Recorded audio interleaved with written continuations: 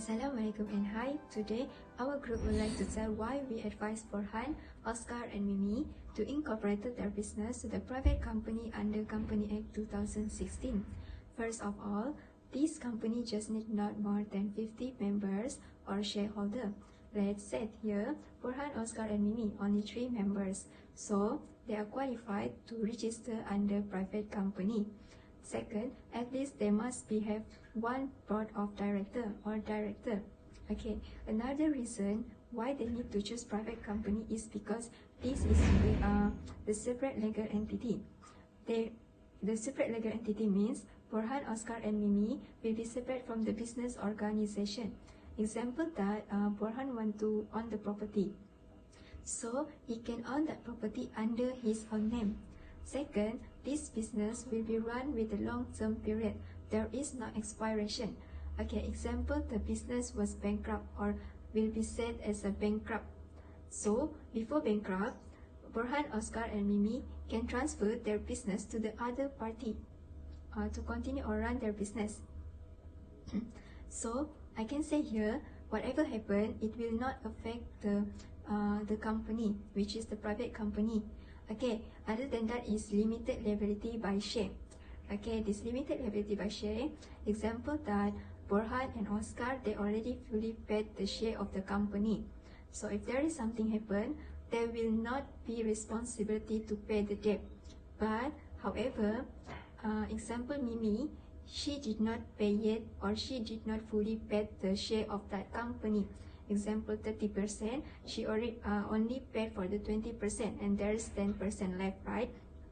So what happened when the company have a debt or the creditor come, then the creditor will find Mimie under liability limited liability 192 bracket 2.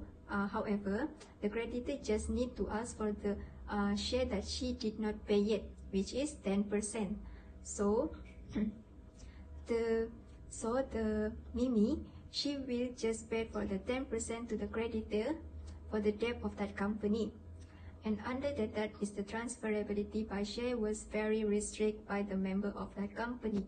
Even though this was a private company, they cannot exchange or share or transfer their share to the other parties. Before Borhan, Oscar and Mimie, they want to run their business, they must to register their company first under Section 14 Company Act 2016. In Sabah, they can register their company at Companies of Malaysia, or we call it as SSM, Suruhanjaya Syarikat Malaysia. The person who will be in charge to incorporate the company is director or the promoter. For Borhan, Oscar and Mimie, when they want to propose the company name, they must to follow the rules under Section 26 bracket 1 Company Act 2016. And at the end of their company name must have Sendirian Berhad or the short form of Sendirian Berhad. Before the registration, the shareholder and the director must sign the statutory declaration first. And for the director, at least one person which is 18 years old above and the Malaysian resident, and the shareholder, at least one shareholder and at least one promoter. For the to apply the company name, there is two: whether you want to request or whether you want to reserve the company name. For the request and reserve, it will be done through online website, which is through SSM website.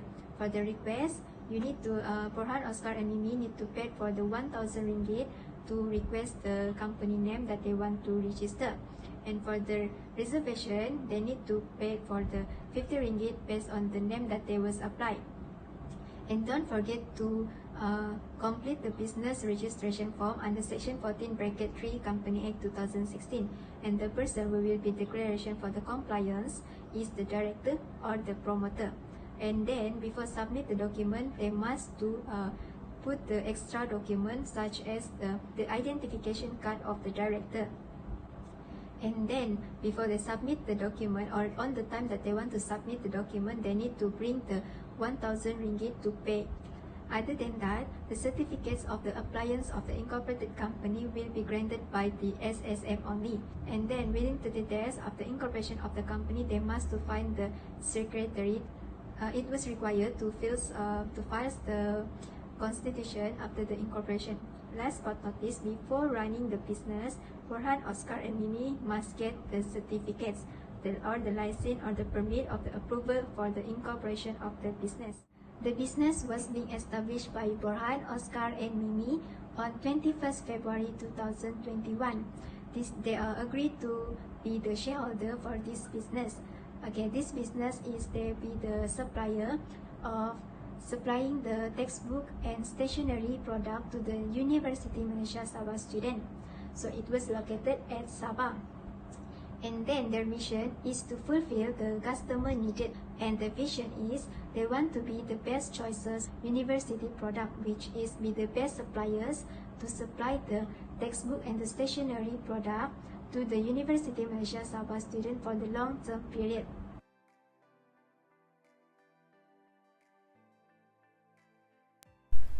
Hello, I'm Herman, and I will be briefly explaining share capital. The types and nature of shares as is governed under Section 69 of Company Act. It is stated that a company may issue shares, different type of shares, as long as it follows their company constitution. So, Rabiatul Borhan is able to issue different types of shares as long as it is following their company constitution. Redeemable shares will not be considered as reducing the amount of share capital of Rabiatul Borhan and is only able to be redeemed once it has been fully paid up. If shares are redeemed from sources other than the fresh issue of shares, then that amount will be redeemed from profit, which will later be distributed as dividend and taken and transferred into the company's share capital.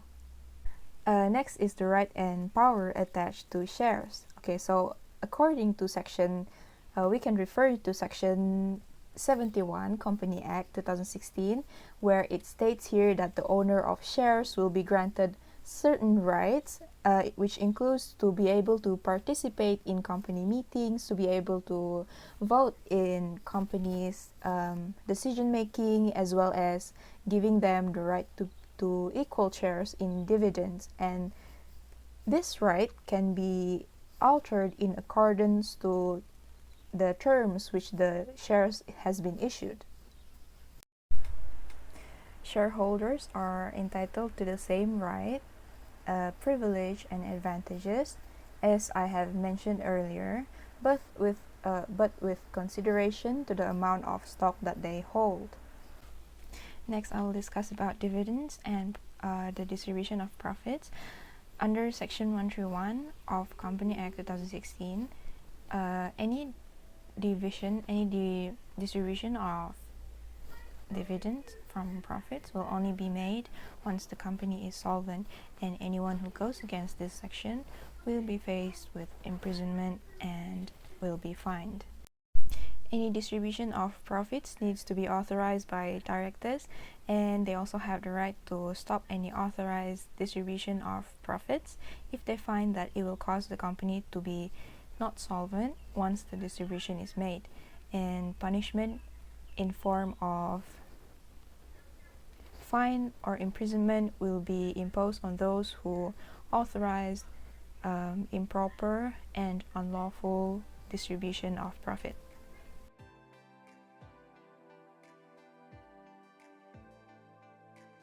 Hello, my name is Dayang Rabiatul Adawiah BINTI JABANG. Today, I would like to explain to Borhan, Oscar and Mimie about these two draft agreement that they should know to create their own company for their business. First of all is company constitution. Refer to Company Act 2016. Based on Section 31 and 38, they are strictly advised to the company to have these two elements. First of all is Memorandum of Association.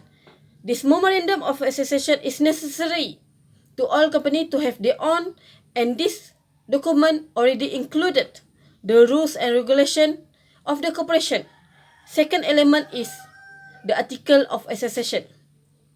This Article of Association is optional to the company to create their own or not, but my advice is they can create it so they can adjust the rules like appointment and meeting procedure. Based on Section 619 subsection 3 Company Act 2016. The advantage to create this memorandum of association and article of association is the company can adjust the right, the power, and the commitment until the act permitted. The second draft agreement that they should know is the promoter. Promoter, we know that someone who give the advice or promote to anyone who want to create the company or partnership if they already meet the specific requirement. But they should know that promoter also own the duties and responsibility toward the company. First of all, refer to cases Langes versus New Sombrero per Soviet Co. 1878 and Gladstone versus Barnes 1900. The promoter owed two duties in the company. First of all, the promoter need to act in honesty, and the promoter need to make sure there is no conflict of interest in the company. Second, the promoter need to deal in the company with the meeting, communicate with the board of director, and also communicate with the staff in the company. Next, the action that the company can do if the promoter not doing the job well. First of all, the company can cancel the contract. Second, the company can claim the hidden benefit from the promoter. And next is the company can sue the promoter based on their behavior.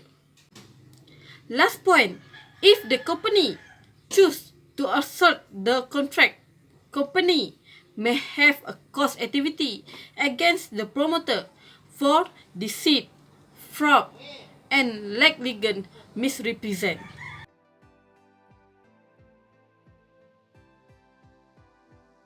So hello, my name is NURFAEZAH and I'll continue to explain about the directors. So who can be a director? First of all, he must be a natural person.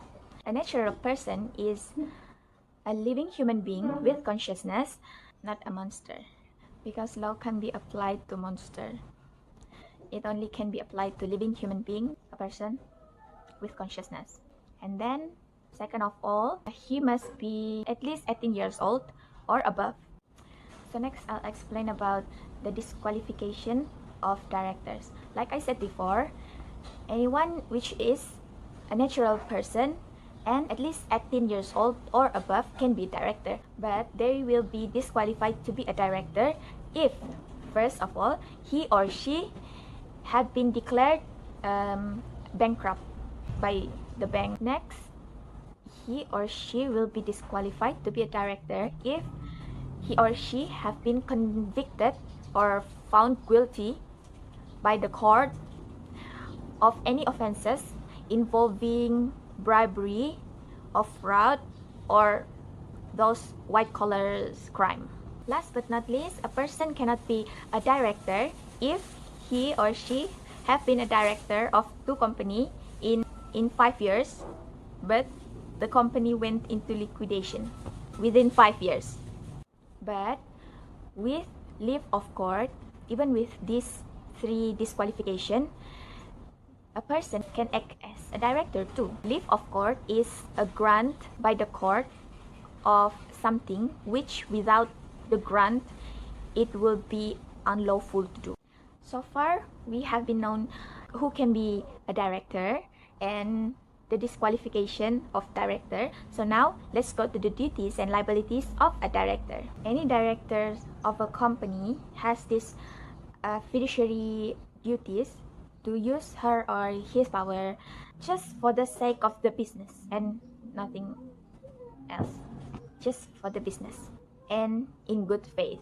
And then, for example, if Oscar became the director, then he must demonstrate or show reasonable care and skills and knowledge and experiences to other directors with the same duties as him because they will need it. And then A director has this duty where they have to make disclosure of the shares of the company, the information in the company, and about the contract, and so on. Last but not least, a director of a company are forbidden to engage in unauthorized use of company assets and took advantage of their position as a director because it is a violation of duty. For example, if the company has a house for the workers, but the director took over the house because he thinks that he is a director and he wants that house for himself only, then that is the violation of the duty. If the director of the company have already fulfilled all the duties, then he is not liable to any errors of judgment because he already fulfilled his duties in good faith, so he is not liable. After knowing the duties and the liabilities of the directors, then let's go to the termination of directors. There are three ways, which are retirement, resigning, and dismissal or removal.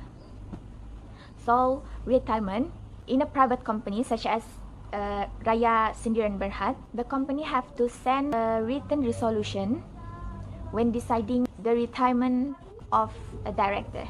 Second of all is resignation. If Raya Sendirian Berhad have only one directors, then the directors cannot resign. But they can only resign if there is a meeting that objective is to receive notice and to appoint another member to be the director, because it is impossible for a company to have no directors. And the third one is dismissal or removal of the director. They can remove or dismiss a director by using the procedure in section 206 of Companies Act 2016. The director can be dismissed before his or her retirement. So for example, in Raya Sendirian Berhad, Mimie is the director at that time. And then the company wants to dismiss Mimie or choose other individual instead to be the director. So it requires a special notice and the meeting. It's the same as the retirement with the special notice and the meeting. And then I will explain about the dissolution of the company. There are two types of dissolution of company. First is voluntary winding up, and second is compulsory winding up. For voluntary winding up, it is up to the shareholder or the company itself, and it requires special resolution that states the agreement of the company that it should be wound up. And usually the reason for voluntary winding up is because the shareholder, they don't want to be personally liable to the company's debt, or they want to avoid bankruptcy. And then for compulsory winding up, it is the court's order, and it is initiated by presenting the petition to the court. So the court will order the company to wound up. It is usually because the company is unable to pay their debt under section 466 of Companies Act 2016.